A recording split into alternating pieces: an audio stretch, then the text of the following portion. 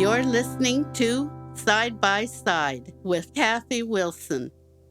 Episode 29, We Will Do It. I felt Duncan's warm breath tickling my ear next morning as he gently roused me from my slumbers. The insistent call of the dogs from the kennel told us both that morning had indeed broken. It was time to greet our day.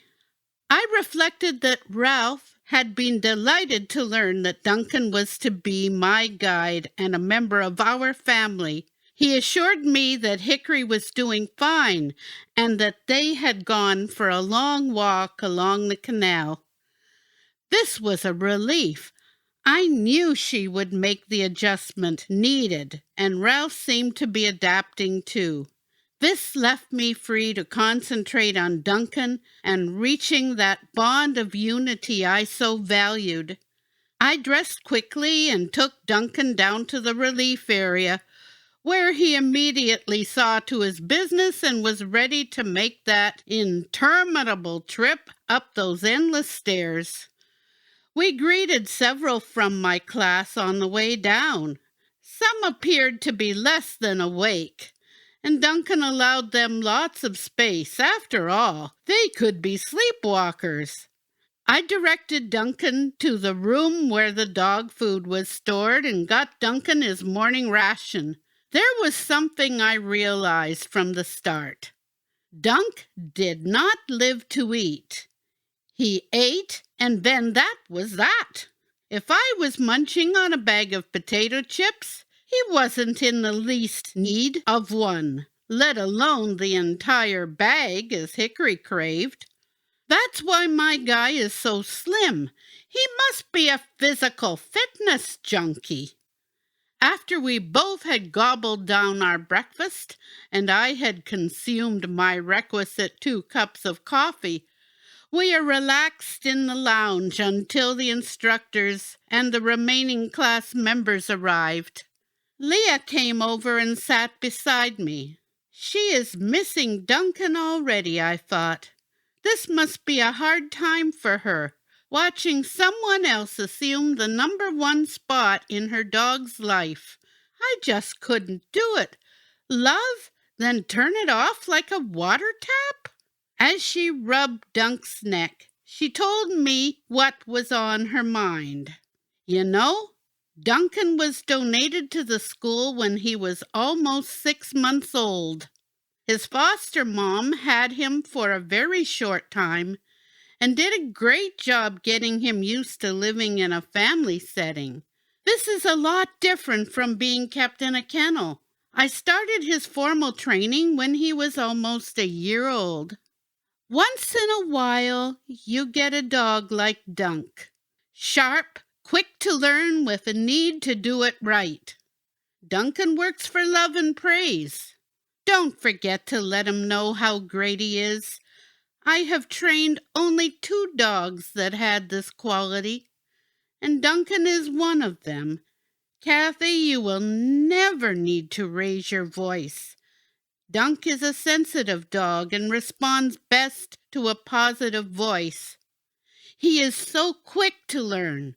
Remember, he is a sensitive dog and prefers to avoid things he considers dangerous. If you feel him suddenly increase speed, chances are he is avoiding something he is worried about.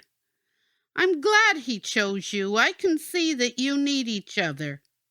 Once our class was assembled, and Sonny, a trainer who lived up to his name, came in from the kennel area, Greg put us to work in a neighborhood setting and had the class moving down these old tree-lined streets. He reminded us that we needed to follow our dogs at all times because there could be any kind of barrier to impede progress. Something told me that this was why he selected this particular spot. As Duncan guided me along, he took me out in the street to take me around a length of sidewalk construction. New concrete had just been poured. I could feel the eyes of a workman watching Duncan at his task. When Dunk returned me to the sidewalk, I heard a round of applause for my wonderful boy. "That was for you, Duncan. You did that perfectly." I grinned as that long tail swished his fangs. We moved on. After that grand detour, anything else was child's play. He circumvented a bicycle that someone carelessly left lying across the sidewalk. Somebody else left their car parked halfway into the sidewalk, which gave Duncan the opportunity to exercise his skills by taking me around the car, then back on our way. Trees had lost branches that added a further complication to our progress. Duncan came to an abrupt stop and just stood there. He is trying to figure out the best way to handle the situation. I dropped the harness handle and reached forward with my toe. Sure enough, it was a branch stretching over the entire sidewalk and well over the grassy boulevard. Dunk was trying to decide if he could avoid taking me out on the street. Of course he could. I lifted up the hefty branch and placed its length on the grass, and thus cleared the path. I picked up Duncan's harness handle and with a bit of a brag in my voice ordered, "Duncan, forward!" Back in class after our walk, Leah and Greg wanted to hear from all of us. This was the first day we had worked with these dogs as our partners. How did things go? What did you experience? There were a number of comments from the class. Some thought they needed help in certain areas, such as crossing streets. One dog wanted to sniff everything. Kathy, how did you and Duncan do? Did you have any problems? We had a few difficult moments, but we handled everything. Duncan is a fantastic partner.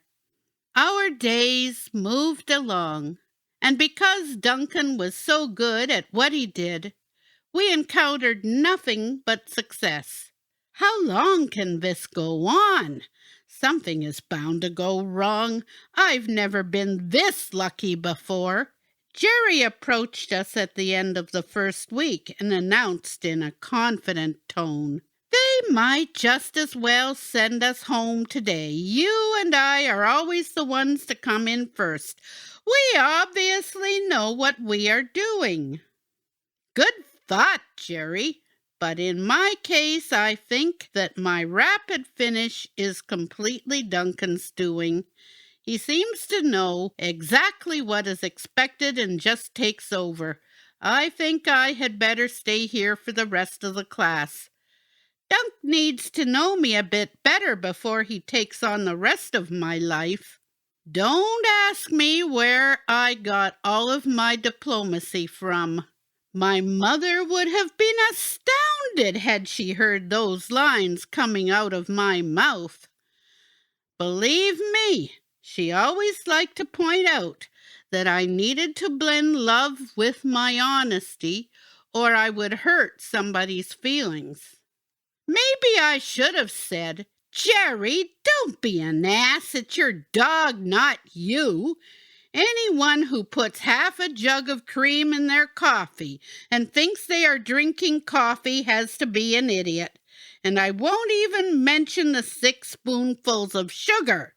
Duncan pranced along his happy way.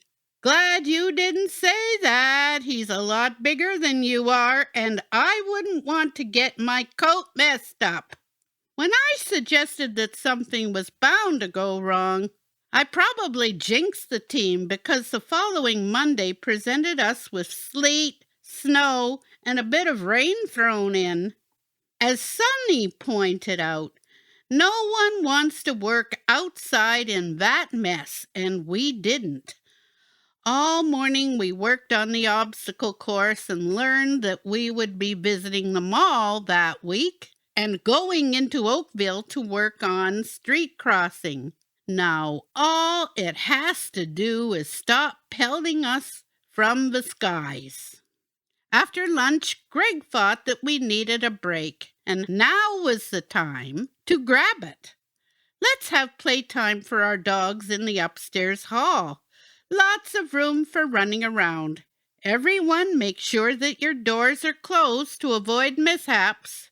I wish we had a toy to get the party started. All we have in the kennels are Kongs, and if one of them hit a wall or door, there could be damage. So I don't think we'll use a Kong. Greg, Duncan has a long red stuffed snake with squeakers in it. Would that work? Kathy, that sounds perfect. Duncan took me into our room where I found the snake reclining on Duncan's bed. We're going to have some fun, Dunk. Let's see what Greg has in mind. Back in the upper hall, I handed Greg the snake, then found a bench to rest my feet. Not so the dogs. 2 at a time were released from their harness and leash and sent off for playtime. Greg threw the snake into their midst and chaos ensued. Mayhem reigned as new players were added to the game and others were given timeouts. Duncan just sat there with sad eyes and lowered head. He was far from happy. You would have thought that he hadn't been invited to the party. I stroked him and promised that his turn would come, but he didn't seem to give a fig one way or another. What was up with my boy? Kathy, give Duncan a turn now. Those dogs should be big enough to give him a run for his money. I was eager to follow Greg's instructions, but once Dunk was out of harness, he just went on sitting. Sonny threw him the snake, but again, Duncan just turned his head and ignored the whole game. Once everyone had taken part in the shenanigans, with the exception of my Duncan, everyone was given the rest of the afternoon off. Kathy, Duncan seems to be sulking. Did you have to correct him? That would do it, you know. No, Leah. He never needs correcting, but he sure isn't himself. Julie chimed in. I'll trade you dogs. Cola is always screwing up. She's worse than a kid. Well, I don't care how many times Cola screws up, because she could never be worse than a kid. I can tell you never had any. Bob was most definite about this. I don't know what is eating it, Duncan, but he is one pissed off pooch. You need to reassure him. Sonny had just given me some good advice, and I would certainly follow it. I picked up the snake and we all made our way back to our rooms. Ordinarily, I would have followed my nose to the coffee, but I needed to have a chat with my guy first. Duncan gave a deep sigh and flopped down on his bed. Why had his life all of a sudden got so crappy? I lowered myself to the floor beside him and offered him back his snake. He pushed it away. He really liked that squeaky thing and now was rejecting it. Then it hit me. I had taken back the snake and let everyone play with his toy. How could I be so insensitive as to do that? Pulling him into my arms, I gave the biggest hug I knew how and apologized for not respecting his feelings. I would never do that to anyone else. Why did I think it was okay to treat Duncan like that? Dear Dunk, can you forgive me? I have so much to learn. I'm sorry for being so stupid. My arms encircled his neck and I rocked him back and forth. Then a warm tongue licked a tear from my cheek. I was forgiven, and my Duncan was happy again. Okay, Duncan, let's go for coffee in the relief area before dinner, okay? I had just learned something else. Dunk was a pushover for tears. Our class was moving along the streets of Oakville, crossing intersections with traffic lights and ones without. Leah reminded us that once we were home, we would need to learn which streets had traffic lights and the ones that didn't. It was a good reminder for me, but I already knew this information. because I had lived in Meryton for 20 years. We're fine, Duncan. I know all the traffic lights at home. Yeah, but the ones in Oakville are another issue entirely. Duncan worked in the here and now, and he was not worried about stoplights in Meryton. As we moved along the streets, I sensed that Duncan was doing a game of zigzags. We would go to the left, then immediately make a sharp right. Duncan, what are you doing? Playing snakes and ladders? It's getting a bit hectic, don't you think? There seemed to be a lot of pedestrians out today, and a lot of them were children. Then it occurred to me that Duncan wasn't into kids. I wondered why this was and made a special note to speak to Leah about my observation. I was probably wrong. Flying butterballs! What's going on here? Duncan and I were completely surrounded by happy, laughing children, all going in different directions, and poor Duncan didn't know what to do. This indecision did not last long. A strong tug on the harness told me to follow my dog, but we didn't go far. As we arrived at the far left side of the walkway, Duncan pushed me up against the wall of a store and pressed me into the bricks with his muscled side. He wasn't going anywhere, and he wasn't letting me either. I could see that we were still surrounded by lots of noisy but happy kids. This must be a teacher's day off, and all the children are out shopping. This is unexpected, Duncan. You did a good job. I didn't know what else to do. All that pushing could have landed you out in the street in front of a speeding car. By now, the flocks of children were showing signs of moving on, and I wondered if Duncan would release me from his iron bonds of protection any time soon. Duncan's head was gazing to his left and right. No doubt he was considering the same question. It was such a relief when the school's van pulled up and Leah came over. Looks as though you are hemmed in a bit. The Oakville merchants have invited all the school kids to come and trick or treat today. I don't think the dogs need quite all this distraction. We're done for now. Let's get you into the van and leave the sidewalks to the kids. Now you understand why I say that kids are way worse than dogs. I thought they were going to run us down. Bob was still maintaining his anti-kid position and defending it well. Greg drove us all back to the school, and Duncan, for one, was very glad to be there. This marked the end of our second week of classes, and I wondered how Ralph would handle the treats at home. He'd probably eat as many treats as he gave out, and Hickory would be right there to help. It was fun telling Ralph all about the tremendous number of kids out on the streets that day, and how Duncan pinned me to the wall. Good solution. He's got a great head on his shoulders. He sure got his point across to me. How was your Halloween tonight? Not so bad. Hickory went to the door a couple of times and then decided I could handle the rest. I bought Cheetos for the kids, but so many came, it looked that I wasn't going to get any. So I just shut off the lights and ate the rest myself. Stuff like that isn't good for their teeth, but since I don't have any, it doesn't matter. I laughed at that self-serving explanation. I knew very well that Hickory's cheesy teeth were now in danger, even if Ralph's weren't. The weekend was ahead of us, and then our final week would begin. It was hard to believe the class would soon be over, and once more my life at home would recommence.